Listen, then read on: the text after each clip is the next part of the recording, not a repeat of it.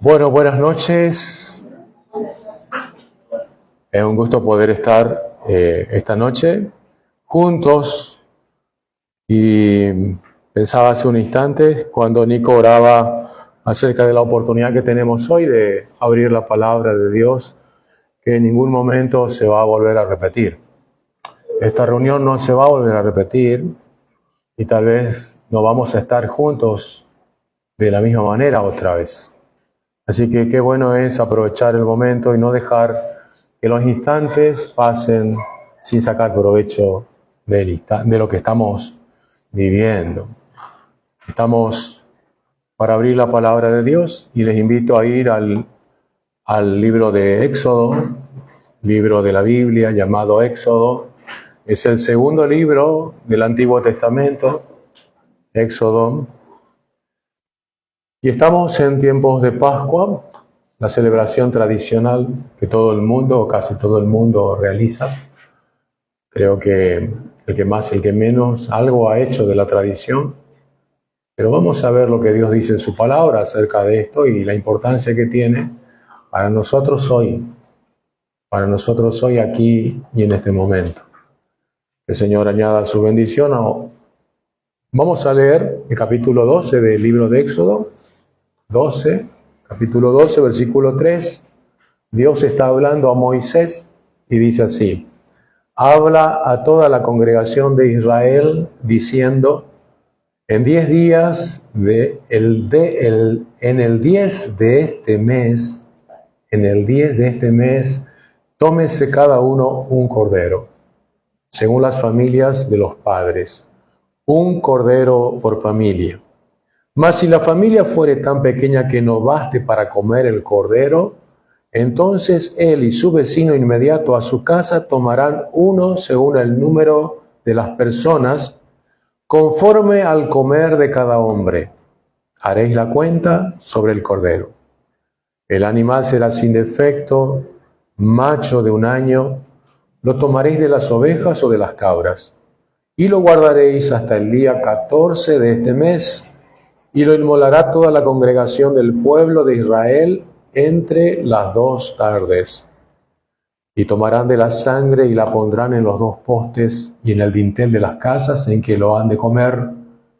Y aquella noche comerán la carne asada al fuego, y panes sin levadura, con hierbas amargas lo comerán. Ninguna cosa comeréis de él cruda ni cocida en agua, sino asada al fuego, su cabeza con sus pies y sus entrañas. Ninguna cosa dejaréis de él hasta la mañana, y lo que quedare hasta la mañana lo quemaréis en el fuego. Y lo comeréis así, ceñidos vuestros lomos, vuestro calzado en vuestros pies, y vuestro bordón en vuestra mano, y lo comeréis apresuradamente. Es la Pascua de Jehová.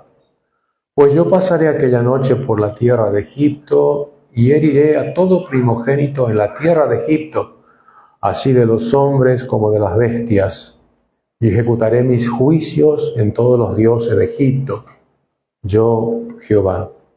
Y la sangre os será por señal en las casas donde vosotros estéis, y veré la sangre y pasaré de vosotros, y no habrá en vosotros plaga de mortandad cuando hiera la tierra de Egipto. Y este día os será en memoria, y lo celebraréis como fiesta solemne para Jehová durante vuestras generaciones. Por estatuto perpetuo lo celebraréis. Esa es la lectura de los versículos 13 al 14. Y así sucedió. Un capítulo un poquito más abajo, unos versículos más abajo, vemos que así sucedió. La noche del 14 de ese mes hubo en la tierra de Egipto 2 tipos de casas. No hubo 3, ni 4, ni 5 tipos de casa, hubo solo 2. Unas en las que alguien iba a morir y unas en las que alguien ya había muerto. Y esa era toda la diferencia en esa noche. Porque Dios ejecutó su juicio. Y los que ya habían sacrificado al Cordero, en la casa donde alguien ya había muerto, nadie más murió. Pero en aquellas casas donde el Cordero no fue tomado y su sangre aplicada, murió el primogénito de la familia. Fíjense que Dios miró. Dice, yo pasaré y veré. Pasaré y veré. ¿Qué vio Dios? ¿El miedo de las personas? ¿Vio la sinceridad de las personas? ¿Vio la nacionalidad de las personas? ¿Vio los antepasados de la persona? Dios solamente miró una cosa: si la sangre estaba o no estaba en el marco de la puerta de la casa. Y si no estaba, juicio cayó allí. Y todo el dolor y el llanto se empezó a oír. Delante de Dios sigue habiendo aún hoy dos tipos de personas. Aquellas que han tomado la sangre del Cordero y la han aplicado a su corazón, y aquellas que no lo han hecho. ¿Todavía hay tiempo? Todavía hay tiempo. Pero así como Dios advirtió con suficiente tiempo lo que iba a hacer, hoy sigue advirtiendo, y de eso se trata el poder hablar de esta celebración.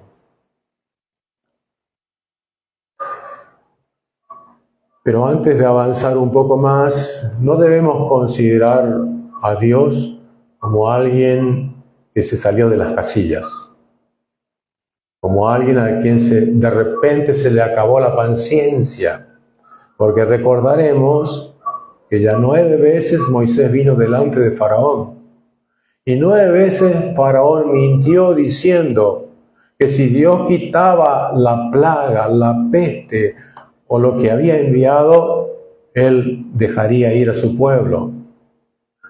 ¿Se le terminó la paciencia a Dios? No. Dios ejecuta un plan. Dios no improvisa. Dios anunció juicio, anunció liberación y anunció redención antes que Faraón hubiera nacido. Antes que el pueblo de Israel hubiera entrado y multiplicadose en la tierra de Egipto. En el libro de Génesis, en el capítulo 15, versículo 13 a 16, Dios habla con Abraham, el padre de la nación hebrea. Le dijo, ciertamente esta tierra será herencia de tu descendencia. Y estaba hablando de la tierra de Canaán. Pero también te digo que vivirán 400 años en una tierra extraña, y allí serán esclavos. Pero también a la nación que esclavice a tus descendientes, yo la juzgaré. ¿Ha improvisado Dios? No ha improvisado. Dios tiene un plan. Aún su paciencia, aún su misericordia y aún su bondad está enmarcado en el pleno dominio de su voluntad, que no puede ser siquiera movida 1 milímetro. No hay nada que pueda desviar el plan de Dios. Dios es soberano. Y si miramos al Cordero, que fue allí sacrificado, debemos decir ya que ese Cordero no fue ni más ni menos que la figura del Cordero que luego vendría, y no sería un animalito, sino sería el Hijo de Dios, Jesús. El Evangelio de Juan presenta a Jesús Lo primero que Juan el Bautista dice: he aquí el Cordero de Dios que quita el pecado del mundo. El plan de Dios no terminó con la liberación del pueblo de Israel, siguió siendo una figura de una liberación mayor, de una salvación mayor. Porque aquellos hombres fueron libertados de la esclavitud de sus cuerpos y de su voluntad terrenal. Eran esclavos y estaban bajo la voluntad de sus amos y morían bajo la voluntad de sus amos. Pero hay una esclavitud peor y un castigo peor. Hay una vida peor que esa, y es la vida después de la muerte, separado de Dios. De esa esclavitud y de esa condenación, Dios quiere librar a los hombres. Y todo apuntaba a Jesús. Todo el plan de Dios concluye y tiene su centro y esencia en el Hijo de Dios, que se hizo hombre. La cruz entonces no es un accidente. Jesús, el Cordero de Dios, no murió porque los romanos eran poderosos, porque los soldados tenían todas las armas, porque Judas le traicionó. Jesús no murió porque todas esas condiciones humanas se agolpaban contra él.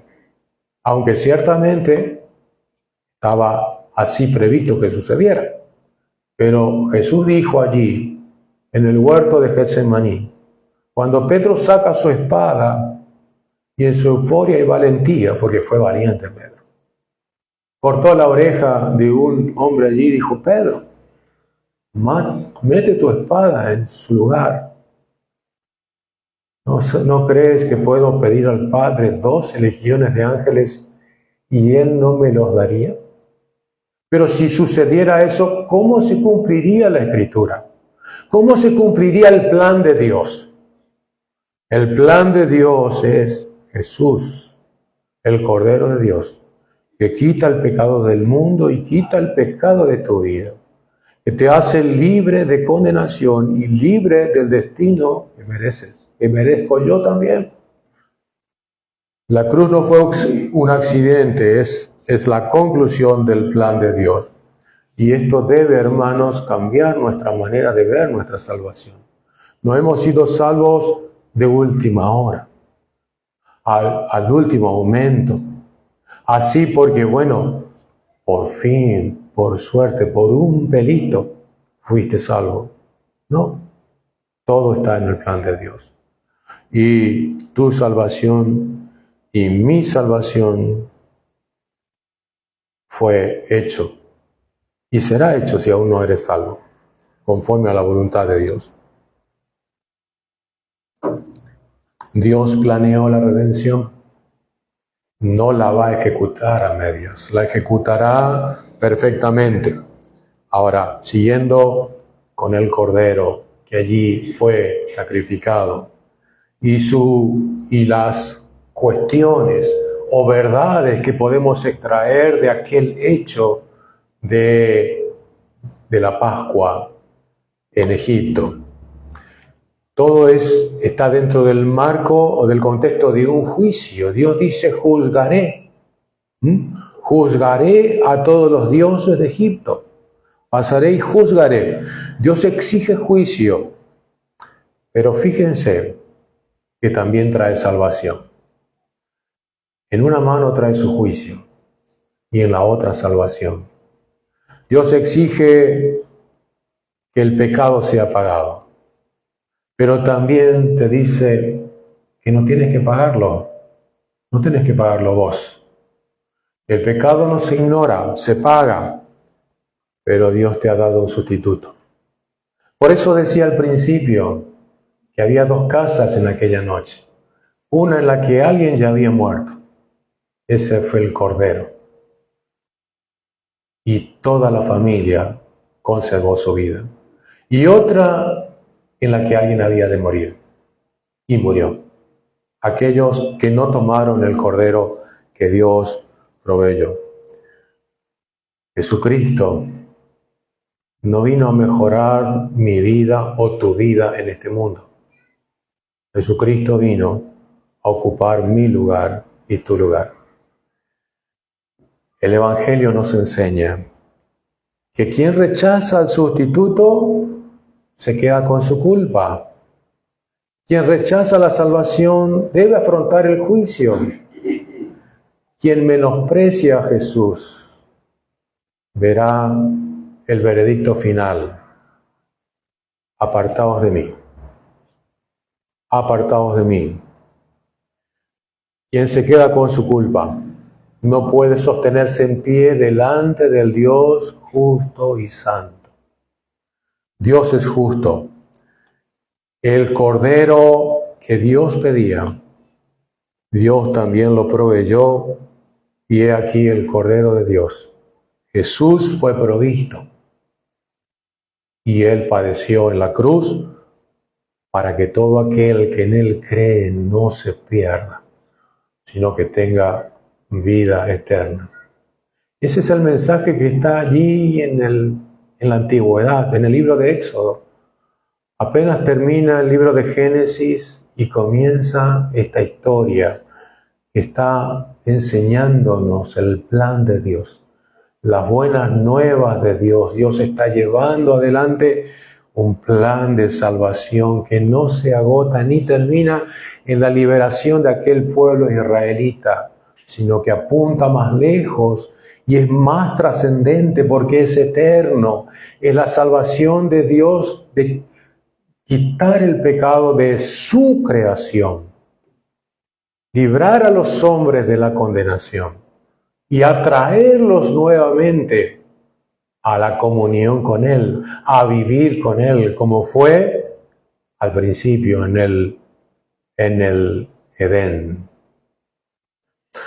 Ahora quiero que consideremos nuevamente el texto y fíjense que el cordero que cada uno debía tomar tenía un tiempo para hacerlo, tenía una oportunidad, debía hacerlo con provisión, debía hacerlo a tiempo, el día 10,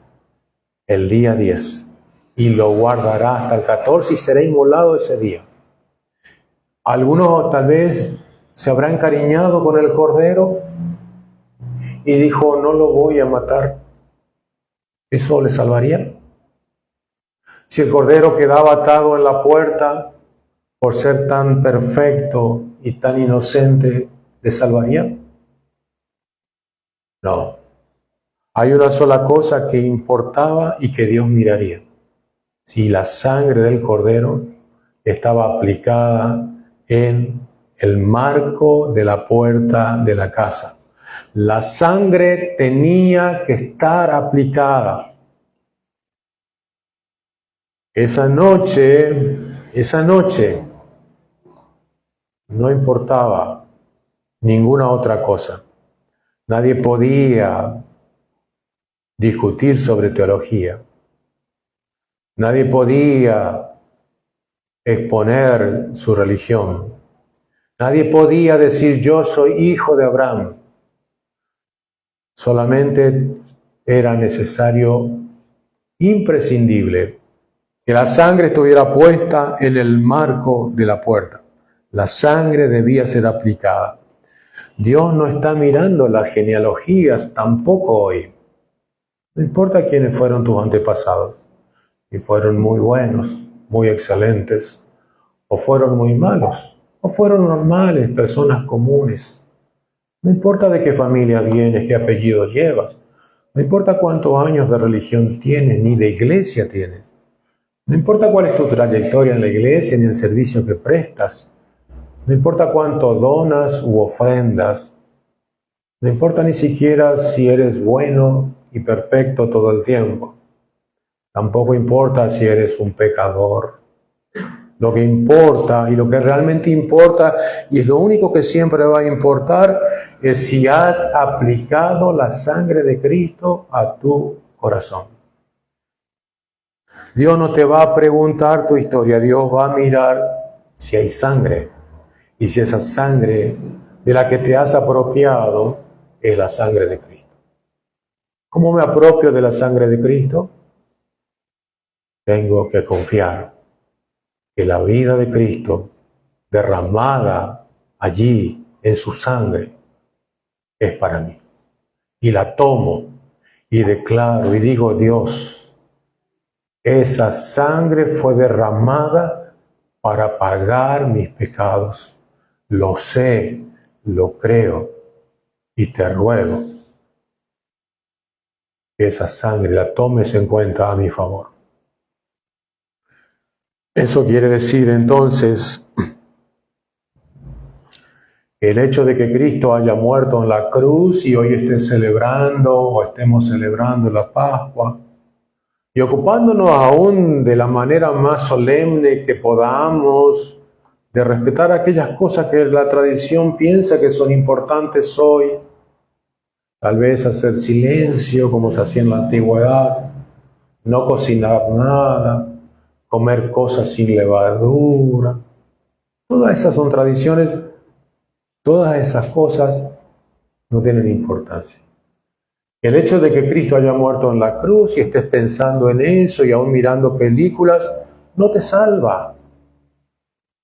Te salva tomar una decisión, creyendo y confiando que esa cruz donde Cristo derramó su sangre fue puesta allí en el monte Calvario para pagar tus deudas y mis deudas, para salvarme a mí y salvarte a vos. No es automática la salvación. No puede ser salvo si no quiere ser salvo. Tu voluntad, tu deseo y tu fe son importantes. Por eso la Biblia dice, y todo aquel que cree, para que todo aquel que cree, el Cordero de Dios vino para que los hombres puedan ser salvos, pero solo será salvo todo aquel que cree. ¿Eres uno o una de esas personas que ha creído? Eso es lo que importa, la fe en el sacrificio que Cristo ha hecho en la cruz. Es posible entonces, como decía, que tengamos una religión, que digamos que somos cristianos, que somos evangélicos o que somos amigables o que creemos en Dios o que tenemos años de pertenecer a una iglesia y de hacer siempre a una familia que cree, pero es posible también que nunca hayas cubierto tu alma con la sangre de Cristo. Es solemne, hermanos, amigos, qué solemne es esto. Este es un momento solemne. Escucha, ¿está tu alma cubierta por la sangre de Cristo? ¿O solamente has hecho profesión vacía? ¿O solamente haces cosas pensando que de esa manera estás incluido en la salvación? Pensando que eres pueblo de Dios porque estás presente.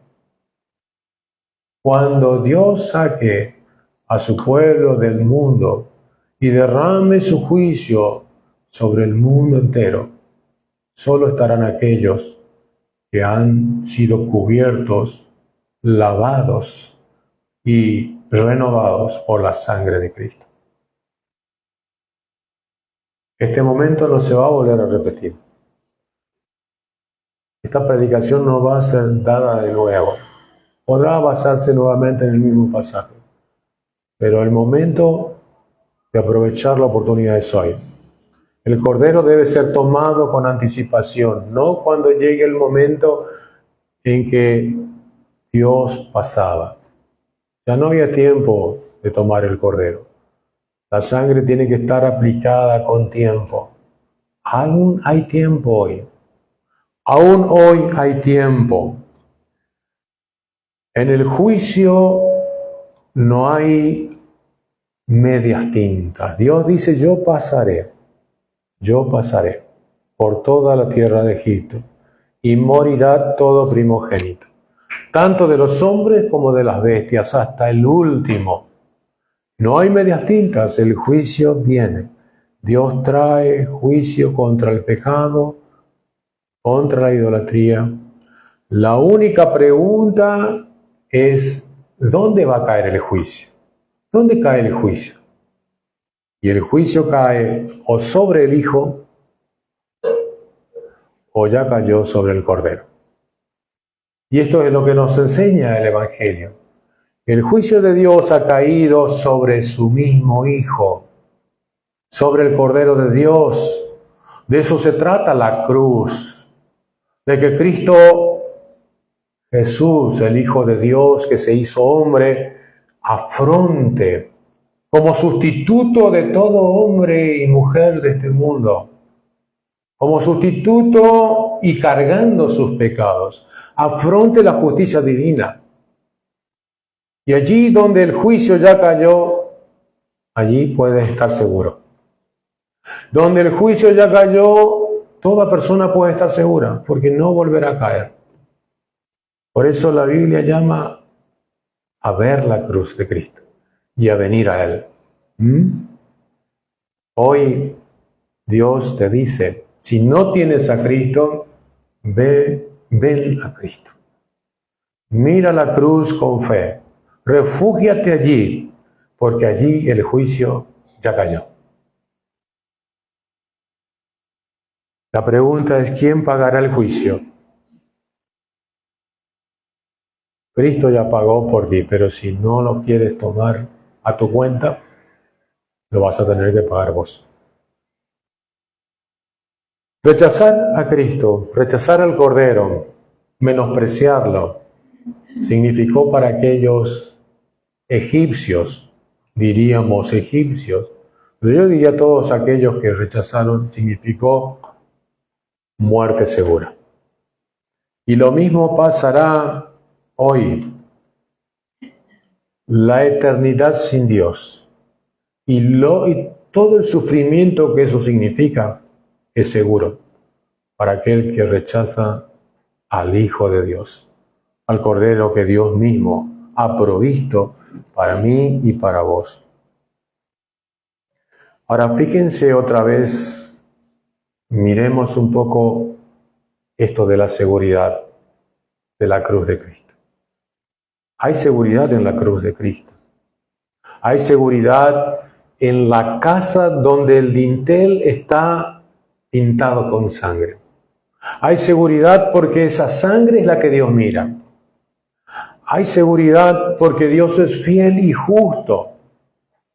Hay seguridad porque Dios lo ha dicho, yo miraré la sangre y pasaré. Yo miraré si Cristo te ha comprado. Si has tomado la sangre de Cristo para lavar tus pecados. Yo miraré.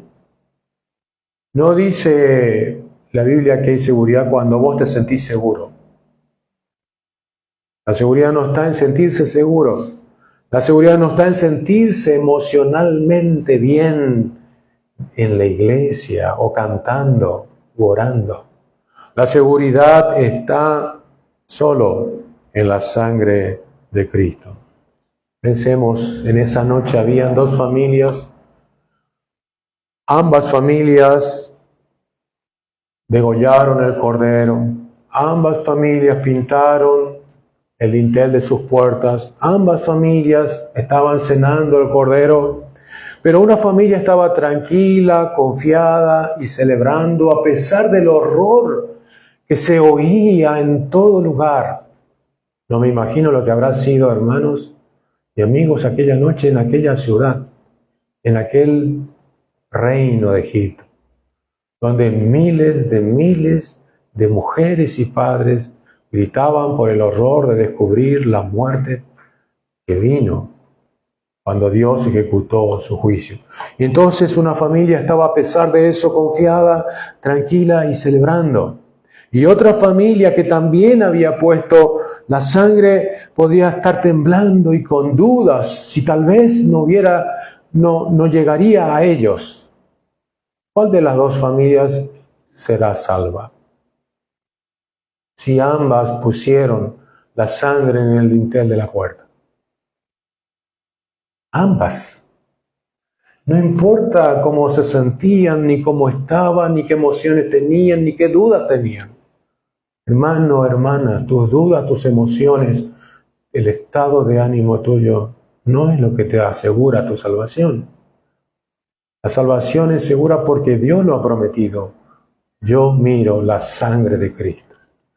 No miro tus dudas, no miro tus errores, no miro tus tropiezos, no miro tus pecados. Ahora miro si la sangre de Cristo está en tu alma.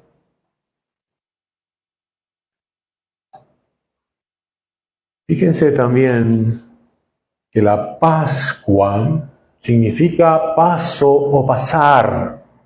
Paso o pasar. Dios dice, esta es la Pascua de Jehová, porque pasaré. Pasaré aquella noche. Dios pasa.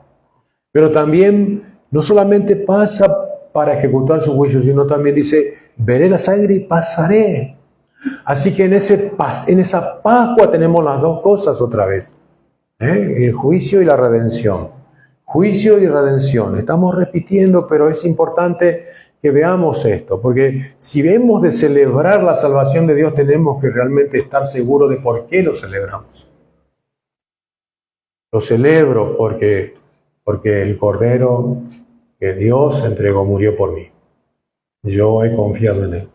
Su sangre me lava, me limpia y me pone delante del Dios justo a la misma altura de la demanda que Dios tiene de mí.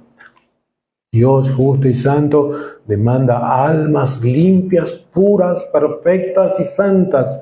¿Y quién puede ponerse delante de Él? Solo aquel que ha sido lavado y comprado al precio y por el poder de la sangre de Cristo. Iban a salir. Toda la Pascua finalmente es el desenlace final de un proceso de salvación, de liberación que Dios había prometido ya a Abraham. Y había prometido a Moisés. Y ha prometido a ese pueblo que estaba ya hace 9 veces esperando que se cumpla. Y hoy comentábamos, era la 10ª vez. ¿Será esta la última? ¿Será esta la decisiva? Sí, es la decisiva. Pero había que creer y había que confiar. Y el mandato era prepararse para salir. Prepararse para ir a la libertad. Prepararse para transitar y dejar la esclavitud y la vida en Egipto. Y además dejarla con grandes riquezas. Qué hermoso, ¿eh? Es impresionante si prestamos atención al relato ya. A Abraham, Dios le dijo, y saldrán con gran riqueza. Cuando ocurre lo que ocurrió con la muerte de los primogénitos, todos los egipcios le dijeron a los hebreos, váyanse, por favor, váyanse. Tomen esto, tomen estas joyas, tomen este oro, tomen este dinero, todo esto, pero váyanse. Ya no estaban pensando en retener a sus esclavos, sino estaban pagándoles para que se vayan. Y de alguna manera estaban siendo recompensados por tantos años de esclavitud. Dice la palabra de Dios, despojaron al reino de Egipto. La redención, la Pascua también significa redención y liberación. Dios termina sacando a su pueblo. La sangre entonces del Cordero no solamente libra del juicio, sino también cambia la vida. Cambia la vida. Si alguien dice, Cristo me salvó, pero vive como un esclavo, hay una gran contradicción. Y sabemos que la esclavitud de Egipto fue una figura de una esclavitud mayor, ya lo hemos dicho, pero lo decimos porque la Biblia dice, la esclavitud, el Señor Jesús dijo, el que hace pecado, esclavo es del pecado. Si alguien dice, Cristo me ha libertado, pero vive como un esclavo, es decir, se halla en el pecado, practica el pecado, allí hay algo que no cierra. Examínese cada uno para ver si hay fe en su corazón, si realmente ha creído y ha recibido a Cristo y se ha apropiado de la sangre de Cristo para su salvación. Ya para terminar, hermanos, en aquella noche hubo juicio y salvación. En aquella noche hubo redención y liberación. En aquella noche hubo dos casas, dos tipos de casas, dos tipos de personas. En algunas hubo llanto, en otra hubo gran expectación y celebración. La única diferencia es la sangre. La única diferencia es la sangre porque Dios solo mira la sangre. Hoy, esta noche, en este momento, Dios está mirando mi vida y tu vida. ¿Qué ve Dios en tu corazón y en mi corazón? ¿Ve tus esfuerzos? ¿Ve tu confianza en tu vida o en tu religión o en tu familia o en tu apellido o en tus ofrendas o en tus obras? ¿Ve Dios eso? Si Dios ve solo eso, el resultado final será el mismo. Vendrá la muerte. Y no la muerte física, sino la peor de las muertes, la muerte segunda, dice la Biblia, la separación eterna de Dios. ¿Has decidido vivir sin Dios? ¿Has decidido morir sin Dios? Toda la eternidad estarás sin Dios y eso significa realmente tormento eterno. Hemos sido creados para vivir con Dios. Solo en Él se llena nuestra alma. Solo en Él encontramos el sentido y propósito de nuestra existencia. Y solo en Él y de Él vendrá el gozo eterno cuando quite finalmente el pecado de toda la creación y nos dé por siempre, la felicidad que significa vivir con Él. Hoy Dios está mirando a los hombres. Hoy Dios está mirándote a vos y también me está mirando a mí.